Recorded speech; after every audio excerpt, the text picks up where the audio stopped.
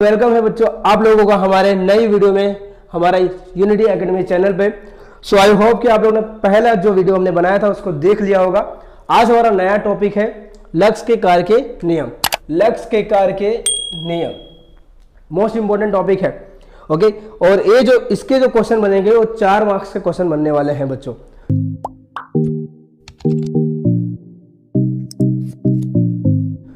ध्यान देना, अच्छे से समझते हैं। और इसके जो नियम है यहाँ पे टोटल 4 है, लेकिन आप लोगों के लिए जो कोविड-19 के हिसाब से जो 70% सिलेबस रिड्यूस किया गया है उसके हिसाब से सिर्फ 3 ही फलन के नियम बताए गए हैं। तो हम तीनों लक्स के कार्य के नियम देखने वाले हैं। देखो, 2 फलनों के जोड़ घटाव के समय जब 2 फलन हो उसको जोड़ घटाव किया जाए तो हमारे पास लीम x टेंड्स टू बोलते हैं इसको 10। ये जो लाइन दिख रही है इसको क्या बोलते हैं? टेंड। और हिंदी में क्या कहते हैं? अनुलक्षित।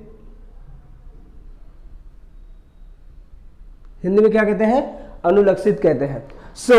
यहां पे लीम x की वैल्यू जो है लगभग a को अनुलक्षित करती है, जिसमें पहला फलन प्लस माइनस दूसरा फलन, अर्थात पहला फलन प्लस माइनस दूसरा फलन।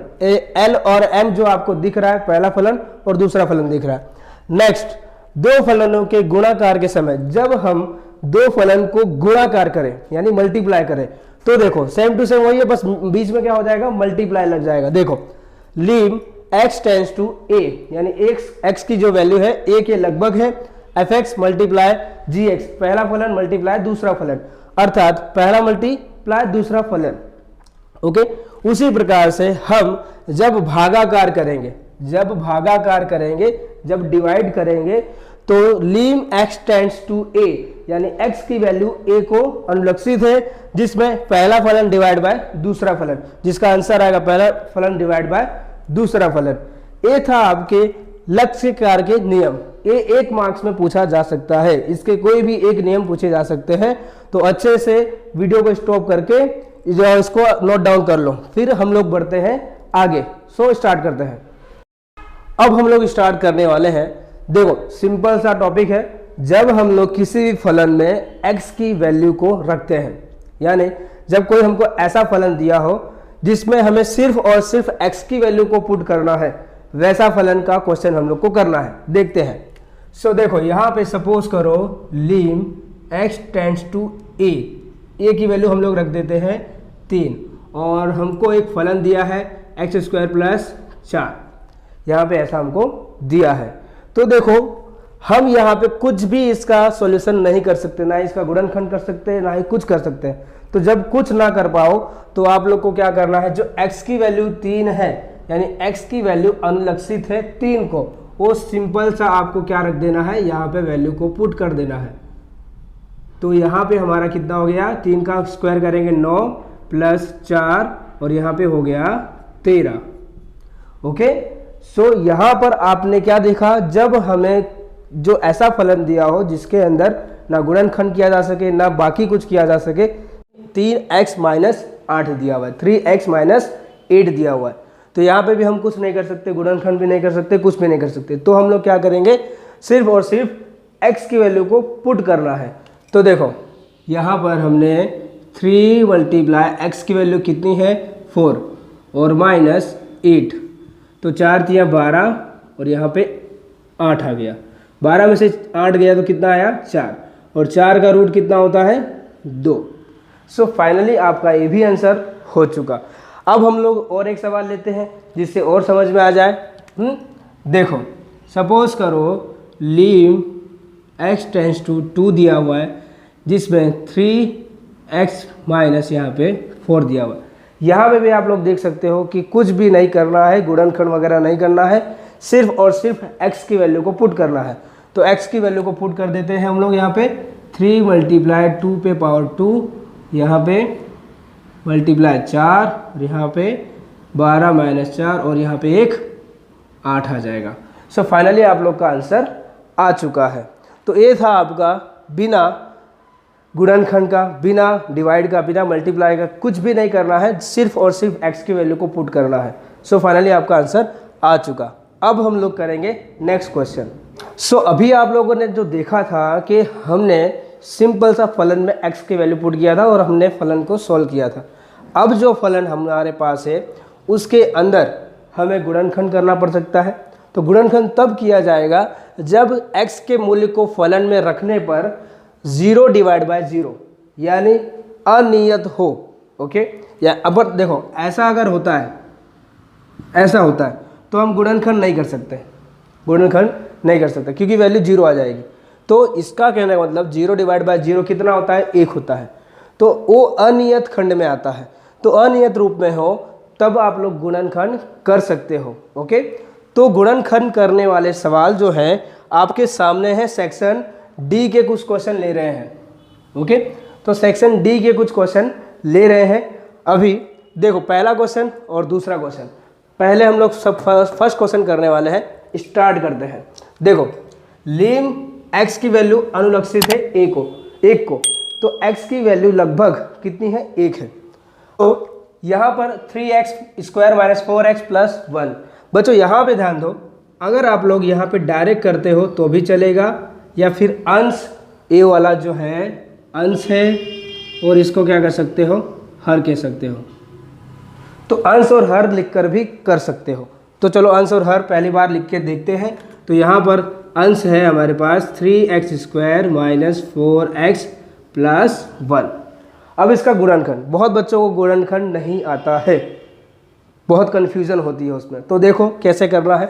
सबसे पहले 1 × 3 यानी 3 × 1 हो गया। तो हमारे पास कितना आया, मल्टीप्लिकेशन में कितना आना चाहिए, 3 आना चाहिए। अब ये जो साइन है ये बताता है आपको क्या करना है।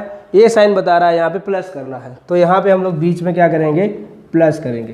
क्या करेंगे, प्लस। देन हमें क्या लाना है, 4 लाना है, यानी हमें ऐसा मल्टीप्लाई करना है जो मल्टीप्लिकेशन में 3 आए और प्लस करने पर क्या आए, 4 आए। क्या आए, 4। सो कौन सा पहाड़ी में हम लोग जाएंगे, कौन से पहाड़ी में जाएंगे, तो देखो सिंपल सा है, अगर आप यही करोगे तब भी आपको वो चीज़ मिल जाएगा। यानी 3 × 1 करो तो 3 आ गया, यानी गुणा का काम भी हो गया, और 3 + 1 करो तो आपका 4 हो जाता है। तो प्लस का भी काम हो गया इसी पहाड़े से। सो इसको पुट कैसे करना है, देखो यहाँ पे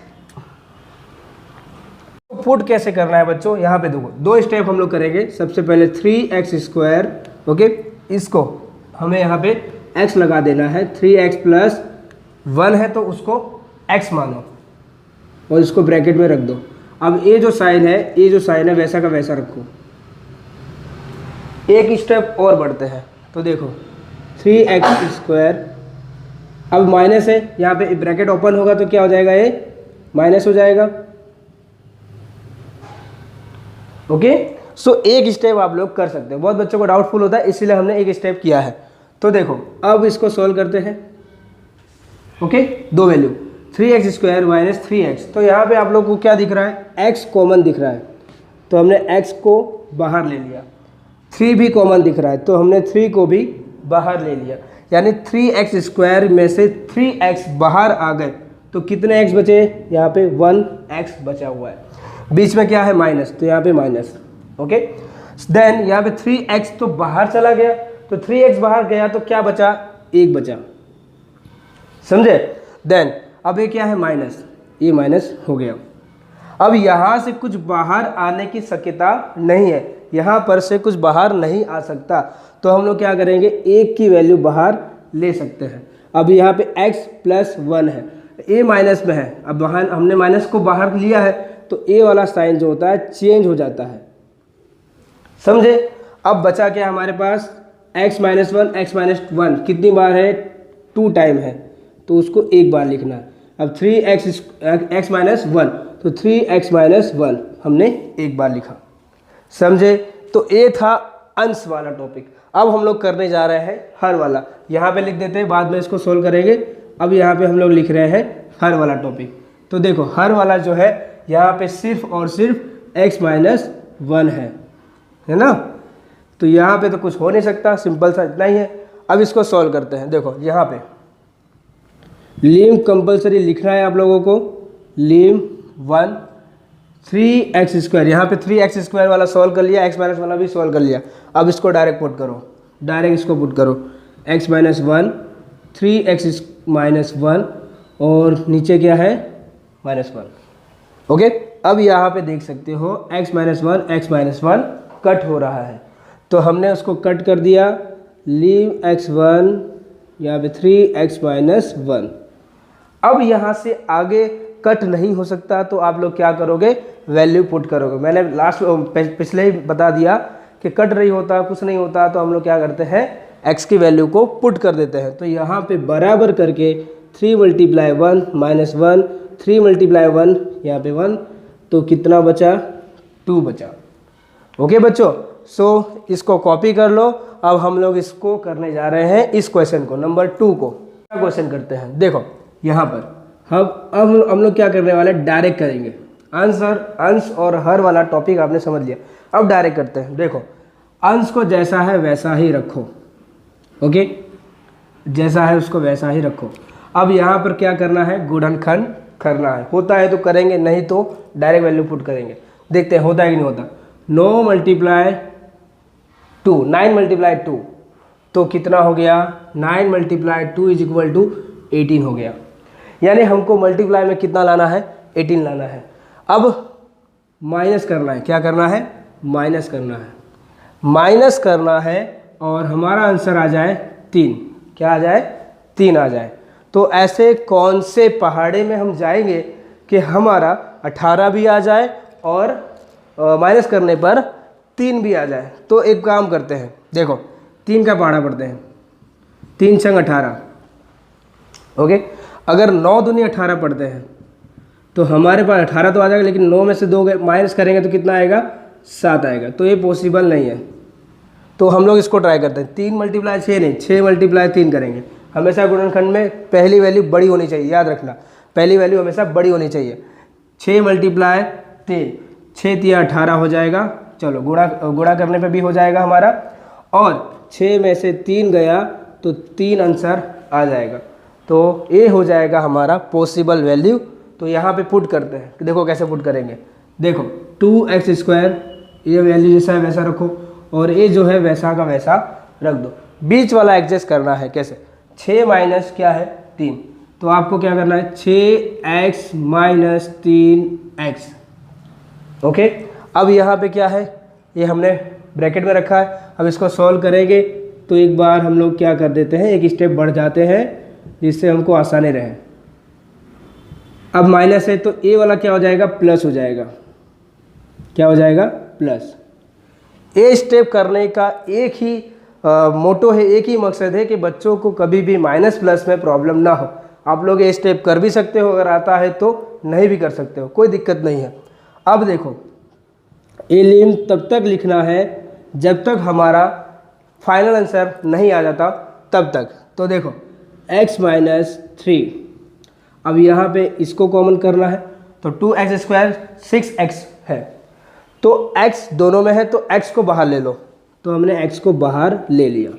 अब 2 के पहाड़े में 6 आता है तो 2 भी बाहर आ सकता है, तो 2 भी हमने बाहर ले लिया। ओके, तो देखो 2x² है, उसमें से 2x बाहर ले लिया तो 1x बचा हुआ है, तो 1x अंदर आ जाएगा। माइनस, अब 6 जो है 2 के पहाड़े में कितनी बार में आता है, तो 2 × 3 करोगे तो हमारा 6 आ जाएगा। तो 2x × 3 तो हमारा क्या हो जाएगा, 6x हो जाएगा। तो देखो यहाँ पे समझ में आ गया, हमने क्या किया, 2x है और 6x है, तो यहाँ पे 1x दोनों में कॉमन हो रहा है, तो हमने 1x बाहर ले लिया। अब 2 का पहाड़ा जो है उसके अंदर 2 के पहाड़े में 6 आता है, इसलिए 2 को भी बाहर ले लो। अब x तो समझ में आ गया कैसे आया, 3 बार में आता है, इसलिए हमने 3 को रखा। अब देखो यहाँ पे एक क्या साइन है, प्लस। ओके, ये हो गया प्लस। अब देखो 3x है ना, तो ये प्लस हो गया। अब 3x है तो 3 हम लोग बाहर ले सकते हैं। क्यों ले सकते हो, क्योंकि 9 के हिसाब से देखा जाए तो 3 के पहाड़े में 9 आता है, इसलिए हम लोग ले सकते हैं। तो यहाँ पे x को नहीं ले सकते, x एक ही है, इसलिए एक बार हमने रख दिया। अब माइनस यस, अब 3 मल्टीप्लाई 3 करेंगे तो कितना आएगा, 9 हो जाएगा। सो ए हो गया आपका गुणनखंड। अब इसको लिखना है तो देखो यहाँ पे x माइनस 3, अब 2 है यहाँ पे 2x प्लस 3, और x माइनस 3 2 टाइम है तो हमें उसको 1 टाइम लिख देना है। ओके, अब इसको ऐसे कट कर दो, बचा क्या, ऊपर 1 बचा। अब यहाँ पे 1 बचा तो हम इसको वैल्यू को यहाँ पे रख देते हैं। देखो lim x tends to 3 1 divide by 2x plus 3, ये हमने रख दिया है यहाँ पर। अब देखो इसको सॉल्व कैसे करेंगे हम, तो अब हमें सिंपल सा देखना है, कुछ कट हो रहा है, यहाँ पे एक बार कट हो चुका है, अब कट नहीं हो रहा, तो हम क्या करेंगे, वैल्यू पुट करेंगे। ओके, लास्ट तक जाना है, लास्ट तक देखना है कि आंसर में कुछ पुट हो रहा है कि नहीं हो रहा है। तो यहाँ पे पुट हो रहा होगा, यहाँ पे 3 की x वैल्यू, 3 जो x की वैल्यू 3 पुट करेंगे यहाँ पे कटने के बाद। तो देखो यहाँ पे 1 डिवाइड बाय 2 मल्टीप्लाई 3 प्लस 3।